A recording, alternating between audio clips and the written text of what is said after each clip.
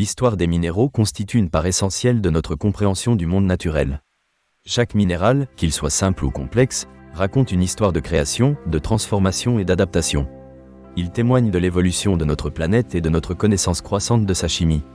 Généralement, les minéraux se définissent comme des solides inorganiques dotés d'une structure cristalline bien définie. Leur origine se divise en plusieurs catégories, notamment les minéraux magmatiques, sédimentaires et métamorphiques, chacun ayant des mécanismes de formation uniques. Les minéraux magmatiques se forment lorsque le magma, une roche fondue provenant des profondeurs de la Terre, refroidit et se solidifie. Ce refroidissement peut s'effectuer sous la surface ou lors d'une éruption volcanique. La vitesse de refroidissement influence la taille des cristaux. Un refroidissement rapide engendre de petits cristaux, comme l'obsidienne, tandis qu'un refroidissement lent favorise la formation de cristaux plus gros, comme ceux que l'on trouve dans le granit.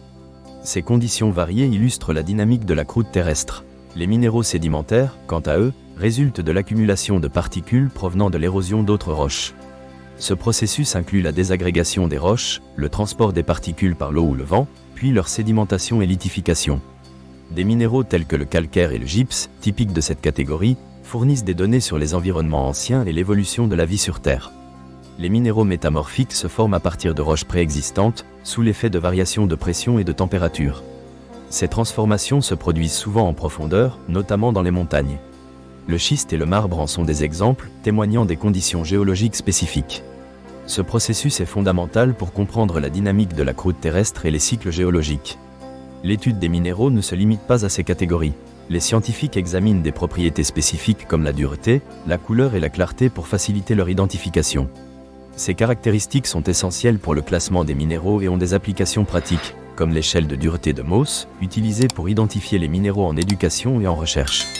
Les minéraux trouvent des applications dans divers domaines scientifiques et technologiques. Dans l'industrie, la silice est cruciale pour la fabrication du verre et de la céramique. Les minéraux métalliques, tels que le cuivre et le zinc, sont indispensables à la production d'alliages et d'équipements électroniques. L'industrie des batteries, en particulier le lithium, connaît une forte expansion en raison de la demande croissante pour des technologies renouvelables. Dans le secteur de la santé, des minéraux comme le calcium et le magnésium jouent des rôles importants dans le métabolisme humain. Ils sont étudiés pour leur impact sur la santé osseuse et d'autres processus biologiques. Les minéraux contribuent également à des processus écologiques, tels que le phosphate, essentiel à la croissance des plantes. Ils nourrissent les écosystèmes à travers les cycles biogéochimiques. L'exploration des minéraux engendre des découvertes majeures.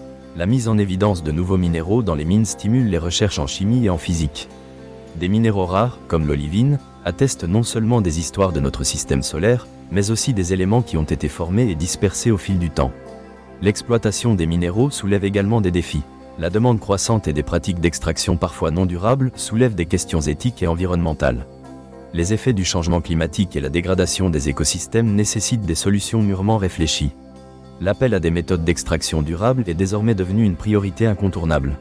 En somme, l'histoire des minéraux est à la fois fascinante et complexe, englobant des notions d'origine géologique, de sciences chimiques et d'impact socio-économique.